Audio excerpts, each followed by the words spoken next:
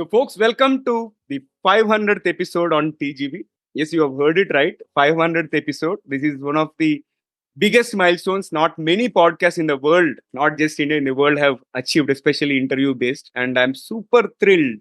We have a special guest today, Dr. Raghu Krishnamoorthy, who is a senior fellow and director of the Chief Learning Officer doctoral program at the University of Pennsylvania. And most importantly, he is a GE veteran and one of the most respected leaders at GE. So, today we are going to have an interesting topic, and the topic at hand is progressing in leadership lessons from a corporate titan. But before we delve into the topic, here is an exciting twist. Let us tickle Raghu's brain. So, Raghu, get ready for a rapid fire round of random words. I'll mention a few. Would love to hear the first thing that comes to your mind in response without thinking much. First of all, Naveen, congratulations on completing 499 episodes successfully. I am really, indeed, very honored to be part of the 500th episode. Congratulations to you and your team, and I'm looking forward to this conversation. Thank you so much, Raghu. And I really appreciate it, you joining, and it means a lot. And on that note, I would like to thank Chirauri Srinivas, CH, for making this happen. So, CH, thank you so much for connecting us both. And Raghu, let's begin with the first rapid fire round. And here comes my first word: curiosity, Learning, invention, Steve Jobs, future, extension of the past, career, Zigzag, movie, Ben-Hur, book. The Keys of the Kingdom by A.J. Cronin. Nobody would have heard of it. I'm sure. Universe, He's always on your side. leadership, Is different from a leader. role model, Elon Musk. Half the time he's crazy, half the time he pushes the boundaries of everyone. absolutely. Success, He's about impacting people, not about wealth. love it. Innovation, Jugaad, team. play. And the last one is org culture. Org culture is determined by the worst behavior you're willing to tolerate. Worst behavior you are willing to tolerate. I came across a guest who spoke to me on five characteristics of a dysfunctional organization, right? So, and he was insisting on those kind of behaviors, and also that's a great reminder. And Raghu, thank you so much for participating in the first rapid fire round. So we have one more rapid fire round towards the end of the episode. And before I formally welcome you to the show, let me welcome the audience. So, folks, you have tuned into TGV 500th episode, and hearty welcome to the Guiding Voice podcast series, where we embark on transformative conversations for a better future. I'm your host, Naveen Samala, dedicated to making the world a better place through valuable discussions that add value not only to your life but also to your career, and one conversation at a time. Thank you so much for tuning in. And Raghu, hearty welcome to the Guiding Voice. Thank you so much for being part of our journey. And really, I'm super thrilled to have you as our special guest on this 500th milestone. And I'm sure audience are going to love this conversation. Sure, I'm looking forward to it as well. All right, so let's get the ball rolling, and we'll begin with your success mantra, Raghu. So talk to us about top three things that have contributed to your professional success so far. I haven't arrived yet. I wouldn't call myself success in the traditional definition of the term. I would say there are three things I believe in terms of my life. And I don't know whether it's contributed to my success or my failure. I don't know that. And I would need to say that sometimes first mantra is sometimes win, sometimes you learn. Yeah. And sometimes you learn from failures as well. So I've had my share of failures, and the failures are as important as success. That's number one. Second is be a learner. You are always a perpetual student. You're always learning. You're always trying to improve yourself. And the third one is if you cannot transform yourself, you cannot expect to transform others. Wow. So you have to start with yourself. You have no right to expect others to change if you are not willing to change yourself.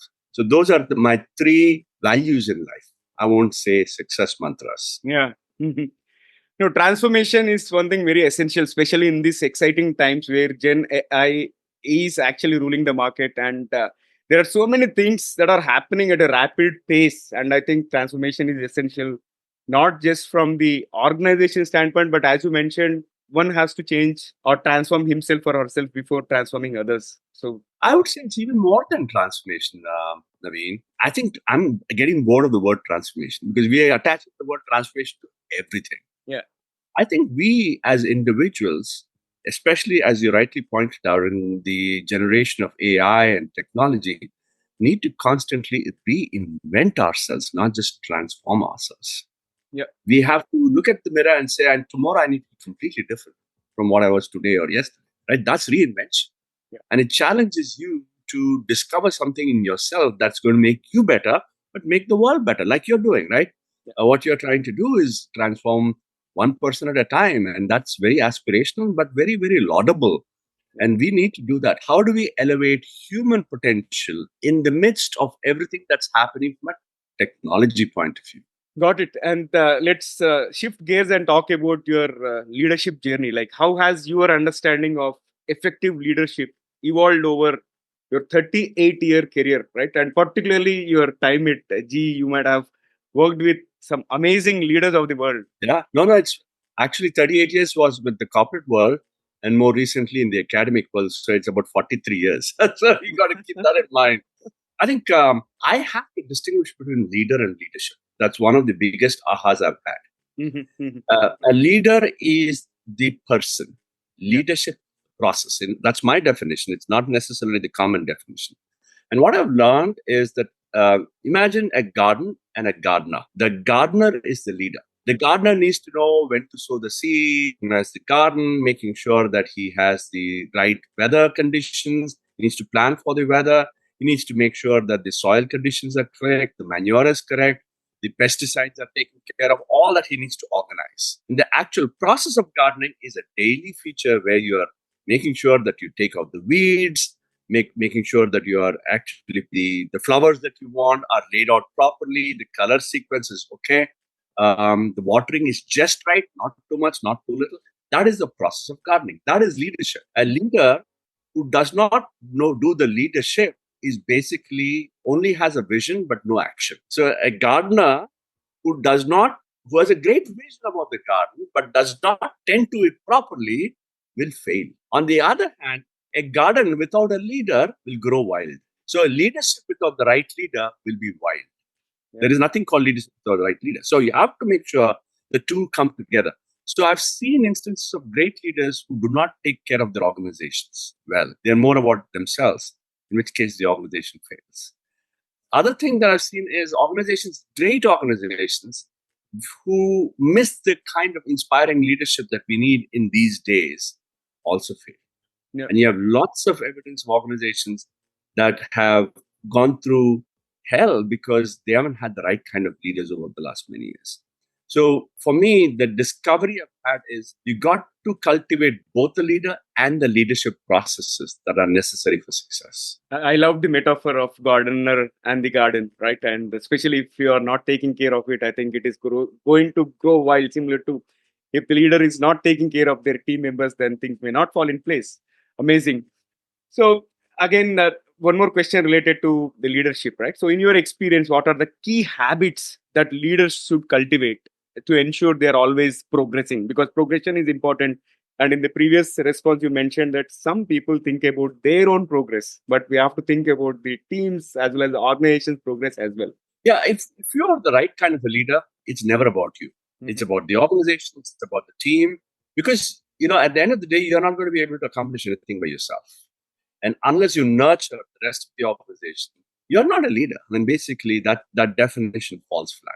There are lots of great, important habits, and you've read all of them, right? Empathy, compassion, vision, all that stuff, I'm not going to talk. According to somebody, there are 256 skills a leader needs, and nobody's going to master all of them.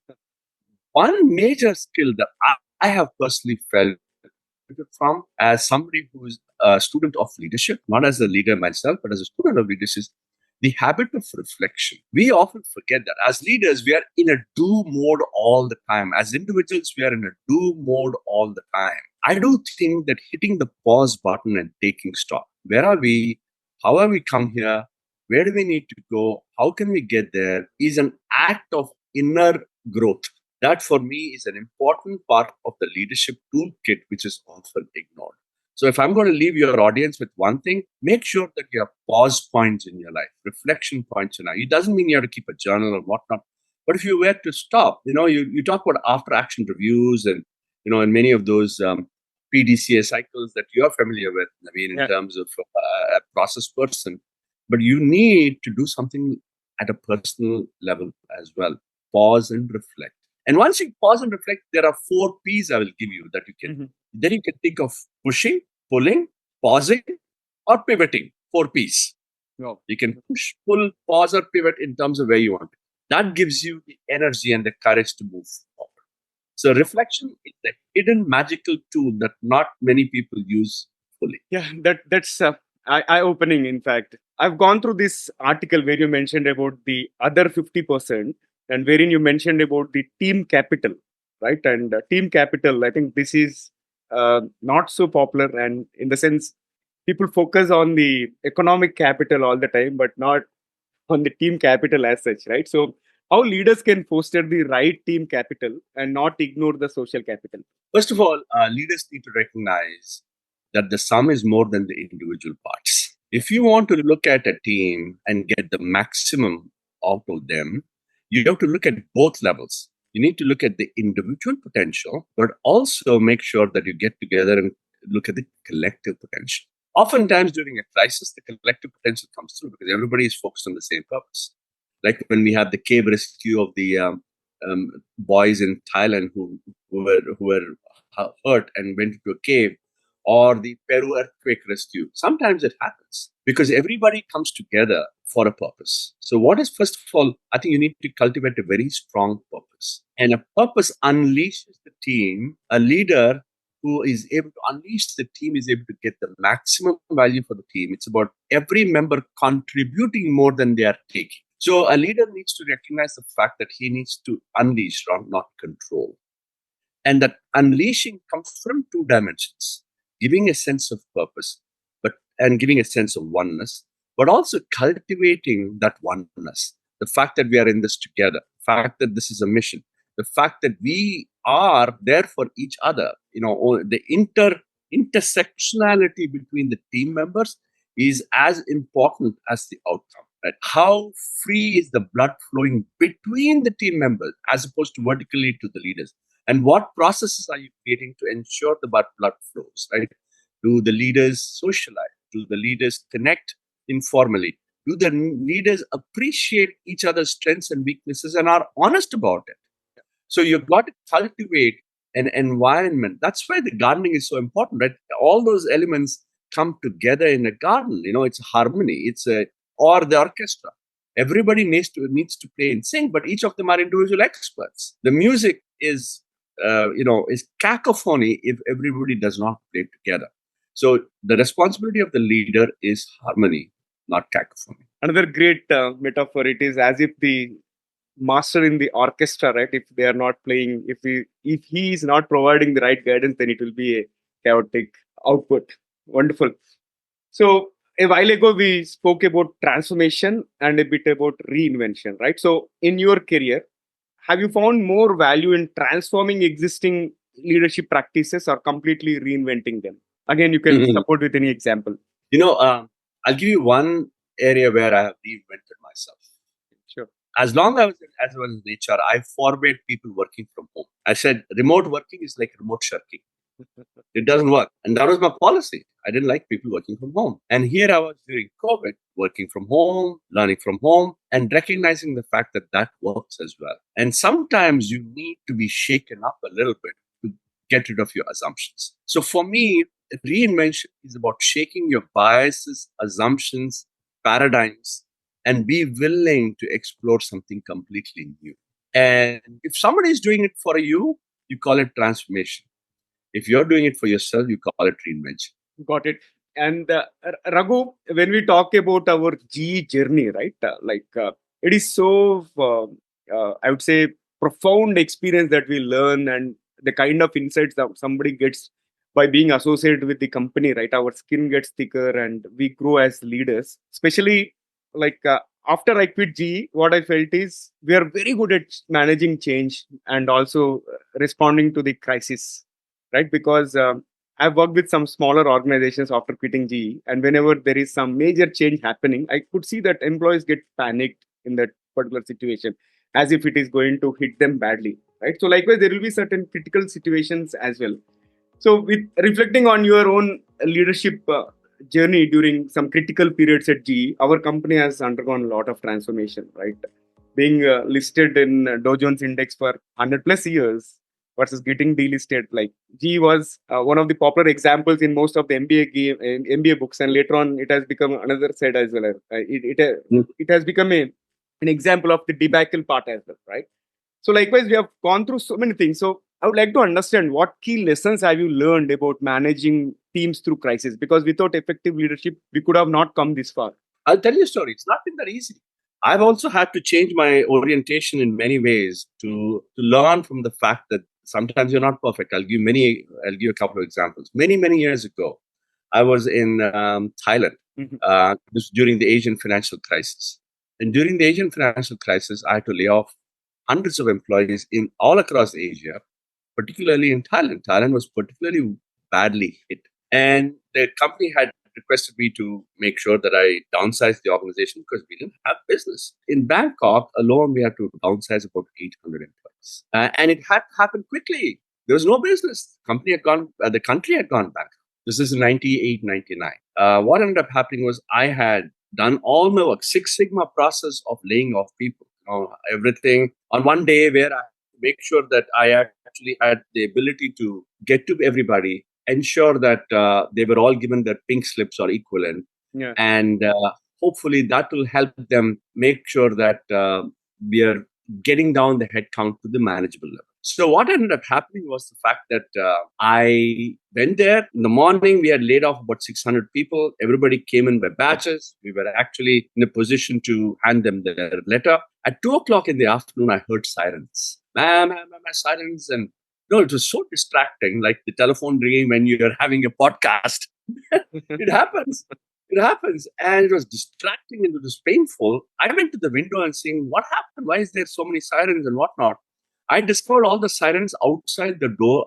I was on the 6th floor or 10th floor. And it discovered the sirens down in the basement in the road for this building, the building I was working in. Only then I realized that one of the people I had fired earlier in the morning had jumped out of the window of the 6th floor to commit suicide because he couldn't bear the thought of going home. It's not just a career issue, it's a social issue, stigma. Nobody had heard of firing in the 90s in Asia, right? Yeah. Fortunately for us, it fell on the awning and he was seriously injured. He didn't die. That is a lesson. For me, when you're managing a crisis, it's not about process, it's about people. And the aha for me was the fact that if you don't necessarily view a crisis like this through the lens of people, you are not going to convert the crisis into a humane way of making sure that people land still feeling whole. It's never easy. So from that time, I personally determined whenever I have to do that kind of stuff, and it's an occupational hazard, right? If you're in HR, sometimes you have to do the tough stuff. But how you do it, with what compassion, with what empathy, what kind of soft landing support you can lend, how do you make sure that journey is as smooth as possible? It's still unpleasant, but making sure that you start with how can we take care of our people during this? And people may still curse you, but at least it's not in your conscience. So that is one lesson I learned. How do you start with the people, not with the process? That's number one. The second thing in a crisis, people are buried with their head down. They're grappling with issues that you are not sure of at all. They are looking up to you. Every action they look at you is very important. So how you stay calm, how you stay focused, how you stay with the seriousness of the moment, but also using that as a moment to touch people is very critical. So crisis is a real test for a leader and an organization. That's where leadership shines. Actually, it reminded me of my GE days, and as I was talking to you, GE Industrial has undergone transformation multiple times. Initially, they wanted to spin off consumer industrial from the company. So it happened in 2008, and many people have quit the organization at that time, like saying that I don't know what is going to happen. And later on, only industrial part is aligned with GE Energy Services. Likewise, we have gone through that. But one thing what went really well is the kind of transparent communication from leaders, right? And the open culture, and Correct. That really made a lot of difference. Correct. So now let's talk about the humility part again, which is one of the key traits of any leader, right? So how important is the humility in the journey of a perpetual student, and how can leaders effectively cultivate this important trait? It's not humility is. I'll share a story with you. Steve Jobs, Yeah. considered to be a pretty rough kind of a guy as a manager. When Steve Jobs wanted to pivot Apple from being just from a B2B organization to a B2C organization, he had hired somebody from Target as a person who would reorient the organization in a very different way. That person had come and laid out a complete comprehensive plan. And they were actually going to go and inaugurate the store, the Apple store, in some place. While they were in the car, the person told Steve Jobs, "Steve, I've had a change of heart. I've had a change of heart. I don't think this is going to work. We should change the design to make the shop an experience rather than just sell a product." Yeah. Steve Jobs told that person, no, we invested millions. This is not going to be possible. You're crazy.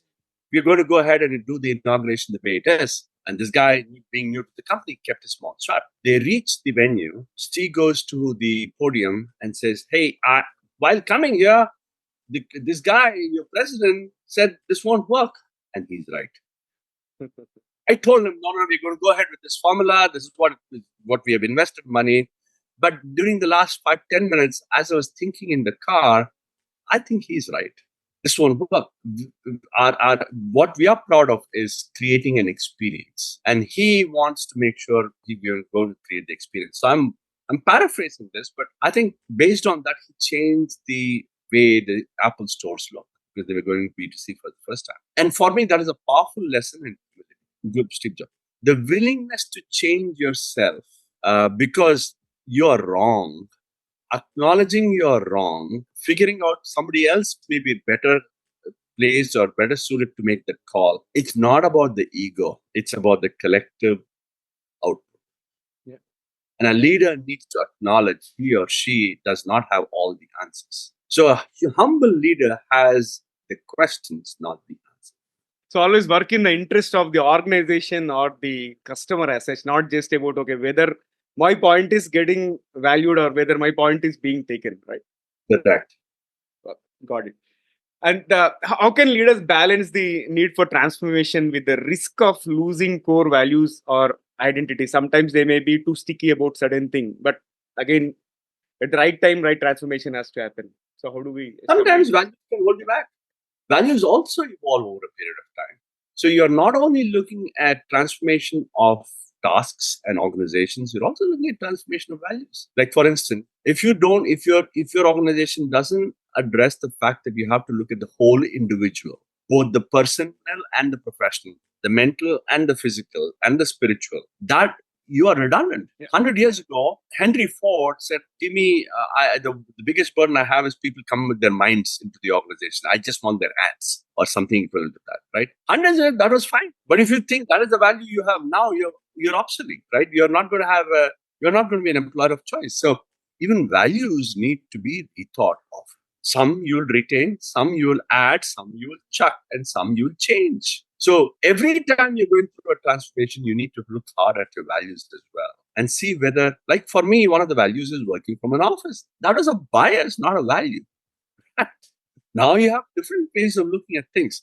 So you got to be differentiating between those things. I think these days, you got, especially as we are global, as we have technology coming through, as we have geopolitical issues, as we have polarizing politics, you got to constantly remind yourself as to who you are and who you want to be, and sometimes make those changes. Yeah.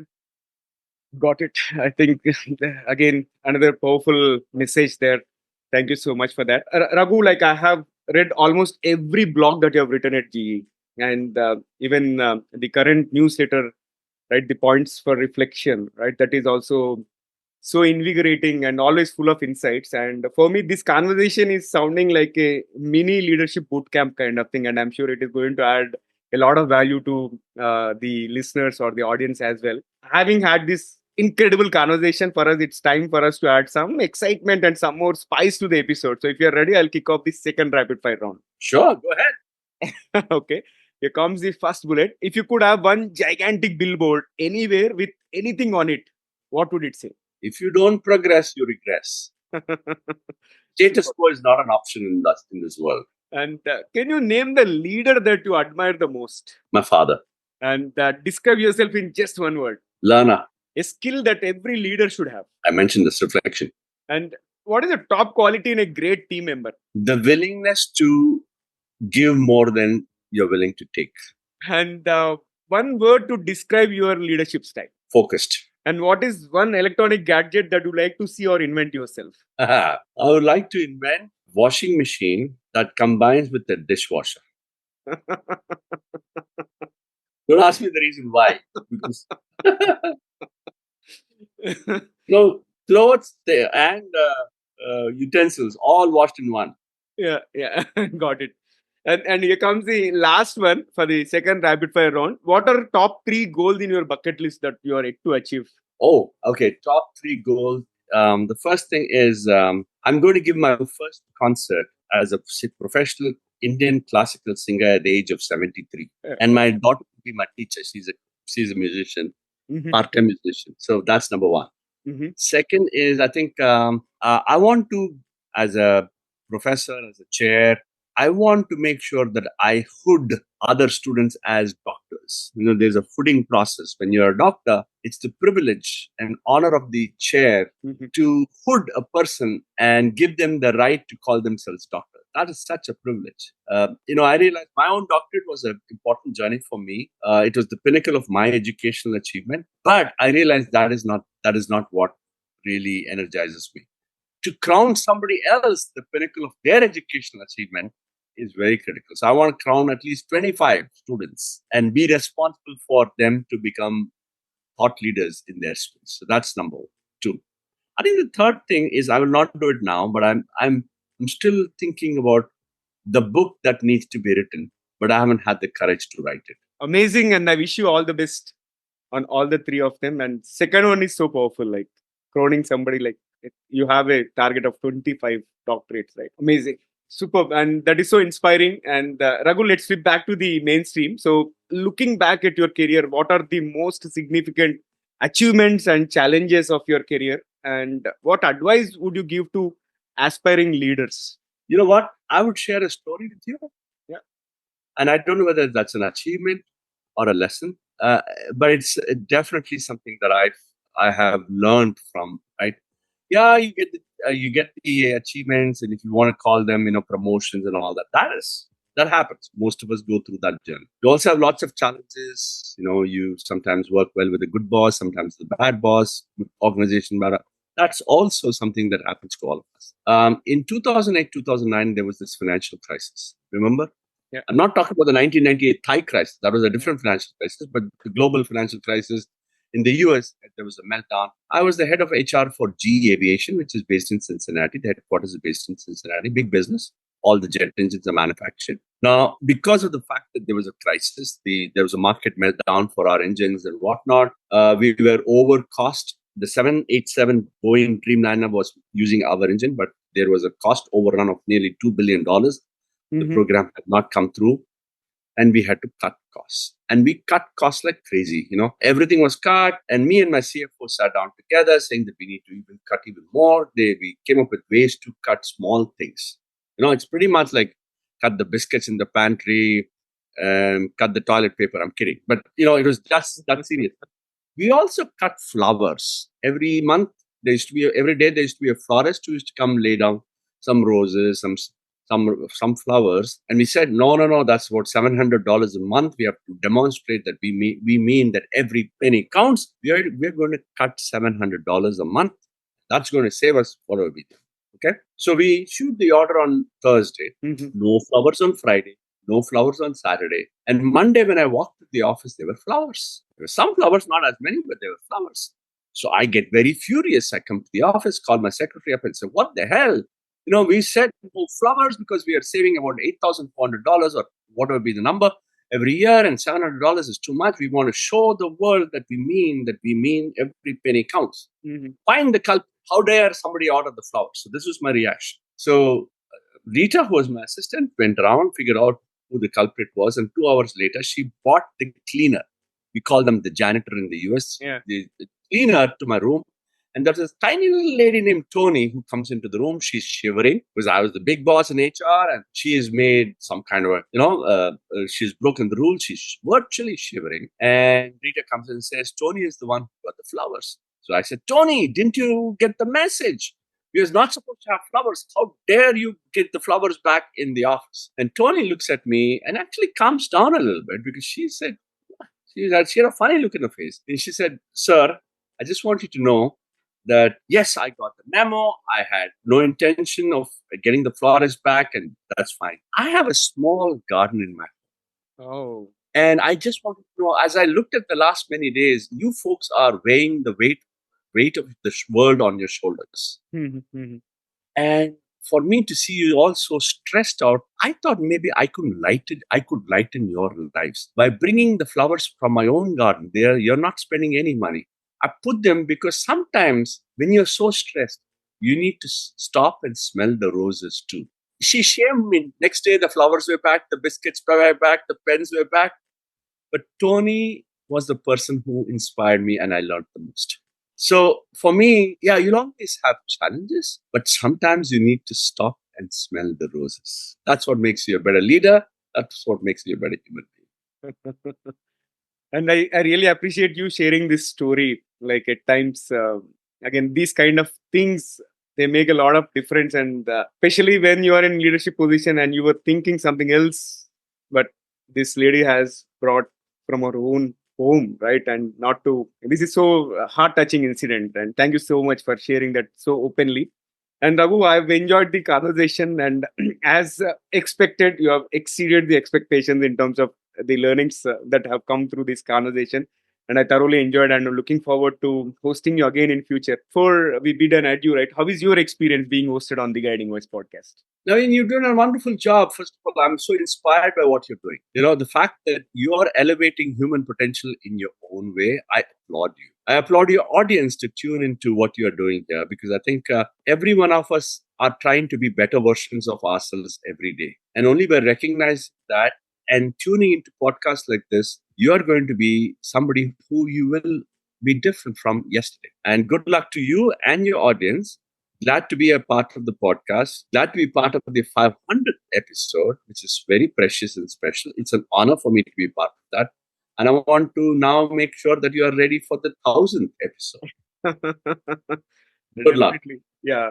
All buckled up for the 1000th episode in English, and many more milestones. And I want this to be a global podcast with presence in multiple languages, not just within India, but other international languages as well. And thank you so much. It's truly an honor to host you on the show, and really humbled. Good luck. All the best. Bye. Thank you. Thank you so much, Raghu. So, friends, that was our episode with Dr. Raghu Krishnamoorthy. And I strongly recommend you to check out Raghu's newsletter on LinkedIn, which has close to 39,000 subscribers already. And link will be available in the show notes. And before we jump into the fun trivia section, we have a quick request. In case if you haven't already subscribed to TGV, the Guiding Voice podcast, please subscribe to our podcast, because subscribing keeps you updated on new episodes. And also, if you have enjoyed the conversation, please share with at least 3 of your friends or colleagues who would also like TGV, the Guiding Voice. So spread the knowledge and help others grow just like you. Now, it's time for us to cruise into the trivia segment. Having hosted an amazing GE veteran on the show, I thought I would present you a few interesting and lesser known facts about GE, the company where I spent close to 11 years and where I evolved and emerged as a leader. And here are a few interesting facts. First one is first corporate research lab. GE established the first industrial research lab in 1900, which led to numerous innovations, including the first X-ray machine. And second is about home of the first electric Christmas lights. In 1882, Edward H. Johnson, a GE co-founder, created the first string of electric Christmas lights. And third is about founding member of the Dow Jones Industrial Average. GE was one of the original 12 companies listed when the Dow Jones Index was created in 1896, and was the last remaining original member until it was removed in 2018. Next is first jet engine test. GE built and tested the first American jet engine in 1942, marking the company's entry into aviation. And also, massive patent portfolio holds the distinction. G holds tens of thousands of patents, reflecting its long history of innovation across various industries. Last fact is about involvement in moon landing. G's technology contributed to the Apollo missions, including the moon landing in 1969. So that's it for today, folks. And thank you so much for tuning in and also being part of our awesome TGV family. We would love to hear from you. So please let me know which part of the conversation you liked the most. And also, if you would like to recommend any great leader as a guest on our show, do let me know. And also, do not hesitate to share your ideas or feedback either through our social media, or you can email us at theguidingvoiceforyou@gmail.com. 4 as in digit 4 and you as in letter U. And let's create content that resonates with you. I'm your host, Naveen Samala, a lifelong learner, and my goal is to have impactful conversations that improve not only your life but also your career. So until next time, take care, stay inspired, and remember the future holds great things because the best is yet to come. Goodbye for now. See you all in the next episode with another amazing guest.